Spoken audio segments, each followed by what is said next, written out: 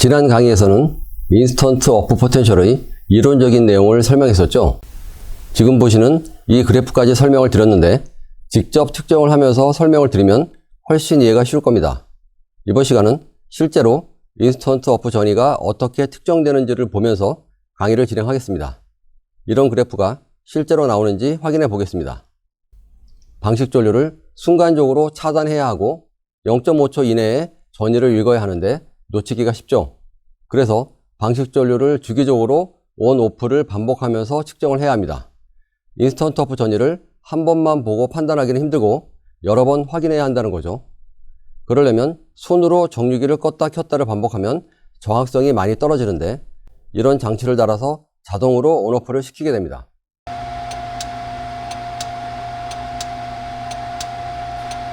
이 정류기는 계기판이 아날로그라서 조금 정신이 없는데 요즘 정류기는 디지털 계기판으로 되어 있습니다. 여러분 회사에 정류기가 있다면 대부분 디지털 계기판일 겁니다. 방식 전류를 차단하는 장치를 인터럽터라고 합니다. 전류를 차단하는 장치라서 일반적으로 해석을 하면 차단기가 되겠지만 인터럽터는 한 번 차단하고 마는 게 아니고 주기적으로 온오프를 반복해야 하기 때문에 차단기라고 하지 않고 전류 단속기라고 합니다. 표현이 좀 어색하죠? 이것도 굳이 차단기나 단속기라고 번역하지 마시고 그냥 인터럽터라고 하는 게 자연스럽습니다. 주기적으로 온오프를 반복하는 장치가 인터럽터입니다. 인터럽터를 타이머에 연결해서 시간을 설정할 수가 있습니다.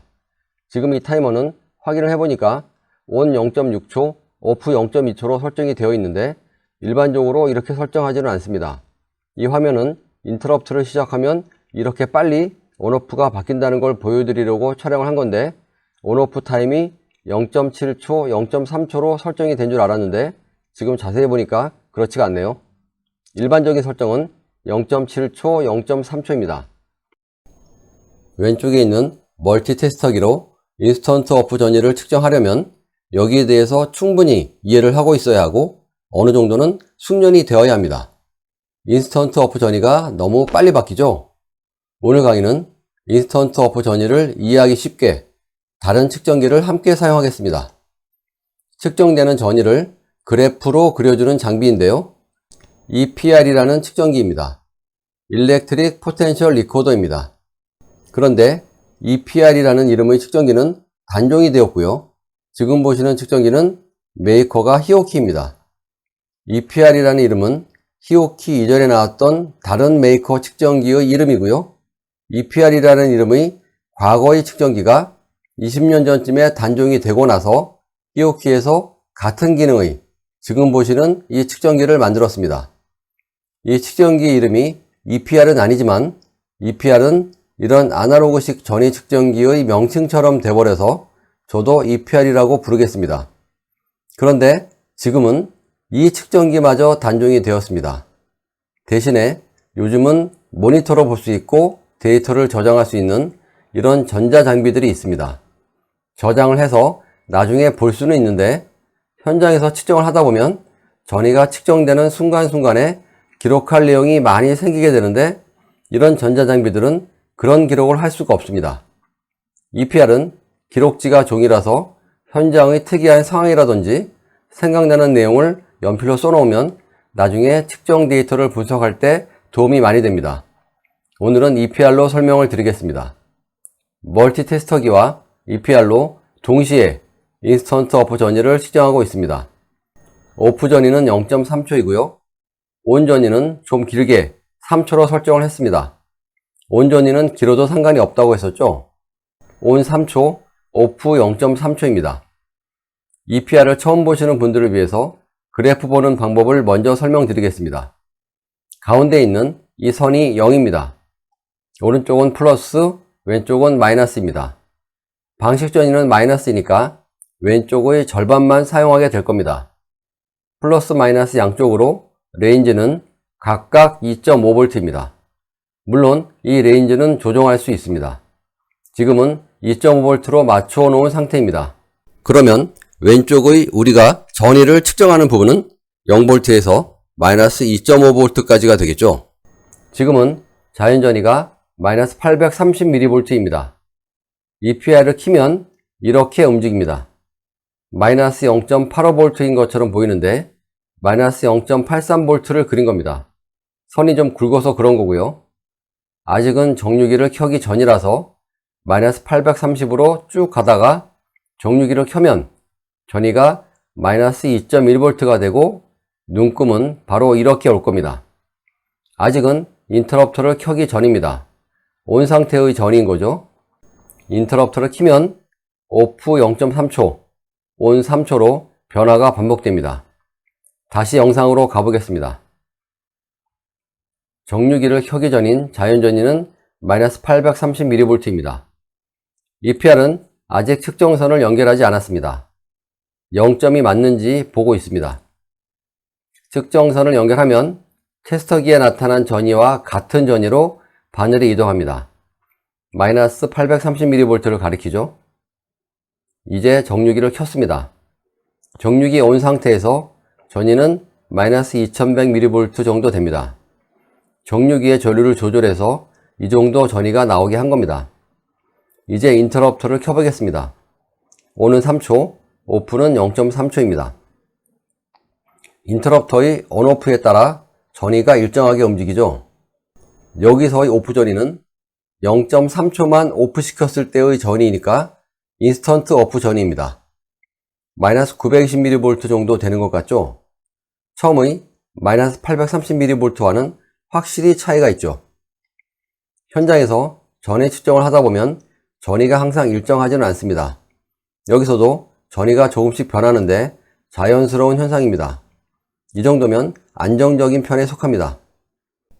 잠시 후에 정류기를 끌 텐데 그 이후의 전위 변화를 잘 보시기 바랍니다.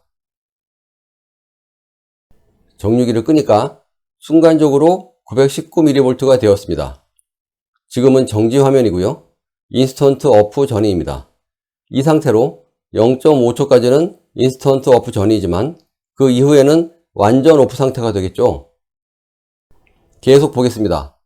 전위는 계속 떨어집니다.